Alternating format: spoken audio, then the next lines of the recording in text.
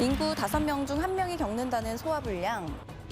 잦은 야근과 회식, 여기에 불규칙한 식사까지 더해져 이 증상을 호소하는 사람들이 더욱 늘어나고 있습니다. 제가 밥 먹고 나서 배에 팽만감이 너무 심해서 식사도 거르게 되더라고요. 소화제도 먹고 해봤는데 낫지도 않고 계속 피곤하고 잠도 잘 못 자겠어서 병원에 왔습니다. 하지만 그저 가볍게 넘겼다간 만성 소화불량으로까지 전이. 일상생활에도 시도 때도 없이 더부룩함이 지속되는 담적에 걸릴 수도 있는데요. 이름 그대로 담이 쌓여 뭉쳐있는 것을 의미하는 이 질환은 몸 안에 축적된 노폐물이 굳어지면서 위장 질환을 일으키게 됩니다. 두통이나 어지럼증, 소화불량이나 설사, 변비 등의 증상을 동반한다고 합니다. 심할 경우 뇌경색, 뇌졸중으로까지 이어질 수 있는 무서운 질환인데요. 오늘 꼼지락에서 만성 소화불량의 원인, 담적의 모든 것에 대하여 꼼꼼하게 알아봅니다. 네, 소화불량은 누구나 한 번쯤 겪을 수 있는 흔한 질환이다 보니까 쉽게 생각하고 방치해버리는 경우가 많은 것 같아요. 네. 맞습니다. 단순한 체기뿐만 아니라 조금만 먹어도 포만감이 빨리 느껴지거나 식사 시간이 지났는데도 배가 고프지 않는 것도 이 담적병으로 인해 생기는 증상이라고 하는데요. 특별히 아프지 않아서 그냥 지나쳐버리는 경우가 있는데 이 담적이 퍼지면 각종 합병증을 유발할 수 있다고 합니다. 그래서 평상시에 소화기 계통 건강에 각별히 주의를 하셔야겠습니다. 네, 그러면 저희가 전문가분 모셔보고 계속해서 이야기 나눠보도록 하겠습니다. 김성욱 한의학 박사님 나오셨습니다. 안녕하세요. 안녕하세요. 네. 김성욱입니다. 박사님, 제가 예. 그 소화불량이라는 거는 많이 들어봤는데 예. 이 담적이라는 건 좀 생소하거든요. 어떤 질환인지 소개해 주시겠어요? 예, 담적이라는 단어에서 다들 생소한 분들이 많이 있을 겁니다. 근데 담적은 국어사전에 한의학 용어로 등록이 되어 있는데요. 이제 담적이 생기면 가슴이 답답하고 어지러운 증상이 발생한다라고 되어 있습니다. 그리고 이제 담적은 소화기에서 발생한 비정상적인 노폐물이나 독소가 장기 조직에 쌓여서 덩어리 형태로 단단하게 뭉쳐 있는 경우를 의미하는데요.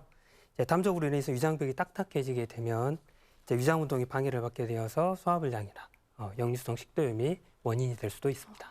그러면 저희가 보통 어떤 증상이 발생했을 때 아, 내가 담적에 걸렸구나 이렇게 좀 느낄 수 있을까요? 그 동기부감에 십병구담이라는 내용이 있습니다. 그 무슨 말이냐면 대부분의 질병은 담 독소가 그 원인이다라는 의미인데요. 이제 따라서 이제 소화기 증상에서 시작하는 담적증은 전신 증상이 동반되는 경우가 많이 있습니다. 네. 먼저 소화가 잘 안 되고 더부룩하고 또 답답하고 트름도 하고 가스도 차고 그러면서 이제 구취도 많이 올라오는 경우가 많고요. 그다음 복부 팽만감이 들어서 배가 빵빵해지는 경우가 많이 있습니다.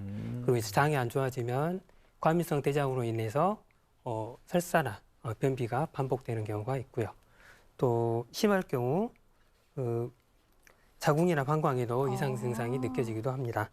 그리고 이제 역류성 식도 질환이 증상이 같이 동반되는 경우가 많이 있고요. 그리고 가슴이 답답하면서 호흡곤란 증상을 호소하시고 되게 심장의 두근거림이나 불안, 초조한 증상, 또 이것도 이제 증상이 심해지는 경우 우울증이나 공황장애로 발전하는 경우도 많이 있고요. 그리고 이제 안구 건조증이나 두통, 어지러움, 또 불면증, 이제 관계가 있습니다. 그리고 이제 목, 어깨 등 허리가 결린, 담 결린단 말 아시죠? 네. 이제 전신이 결리는 증상도 있고, 그리고 이제 수족이 냉하고 저리고 또는 이제 부종이 생기거나 전신 무기력한 증상, 이게 전부 다 담적과 관련되어 있는 증상들입니다. 담적이 생기면 이렇게나 많은 증상으로 이어지는 게 놀라운데요. 그렇다면 담적은 왜 생기는 걸까요? 일단 그 선천적인 체질적인 문제가 관련되어 있을 수도 있습니다.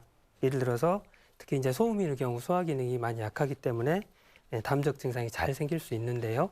그리고 이제 꼭 체질적인 문제가 아니더라도 이제 불규칙한 식생활 습관, 예를 들어서 이제 인스턴트 식품을 많이 먹는다거나 또는 자극적인 음식을 먹는 것도 그 원인 중에 하나이겠습니다. 그리고 음주나 흡연, 스트레스, 또 과로, 또는 운동 부족, 이게 담적을 불러올 수 있습니다.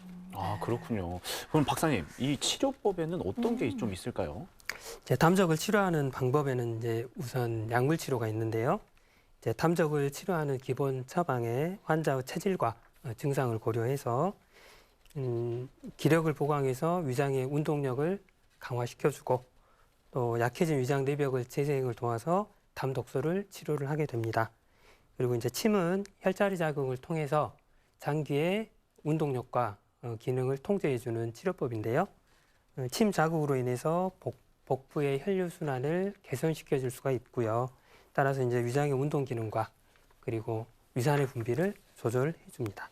네. 그리고 굳어 있는 목과 등 그리고 이제 그 이부리 근육을 이완시켜서 통증을 완화시켜주는 추나요법이 있는데요. 추나요법. 예, 추나요법은 잘못된 척추 배열을 가지런하게 해줄 수 있는데 예, 자율신경 균형을 잡을 수 있도록 도와주는 중요한 치료법 중에 하나입니다. 네. 그리고 심부 온혈요법이라고 네. 이제 굳어진 담적과 어혈을 풀어주는 치료법인데 담적 치료하는 방법 중에 자주 사용하는 방법 중에 하나입니다. 네, 4가지 치료법 이렇게 소개를 해주셨는데 그럼 이런 치료법을 진행하기 전에 좀 주의해야 할 점이 있을까요?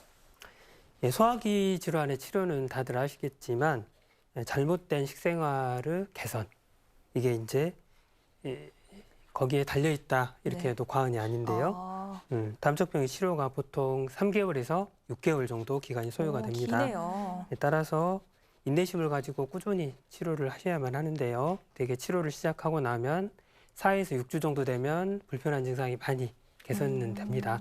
하지만 이제 그 증상이 많이 편해졌다고 해서 위장에 부담이 가는 그런 식생활을 하시면 안 되고요. 치료가 마무리될 때까지 건강한 식생활 습관 꾸준히 계속 유지를 할 필요가 있겠습니다. 네. 요즘 만성 위축성 위염을 진단받는 분들이 계신데요. 혹시 이 질환도 담적과 관련이 있는 건가요? 담적병으로 인해서 위장 질환이 오래되게 되면 이제 만성 위축성 위염이 발생할 수 있습니다. 또 이제 만성 위염이 10년 이상 지속이 됐을 때 요즘에 이제 장상피화생이라는 진단을 많이 받고 오는데요. 이제 장상피화생이라는 거는 위장의 세포 내벽이 소장이나 대장의 내벽처럼 형태가 변형이 되는 걸 이야기를 합니다.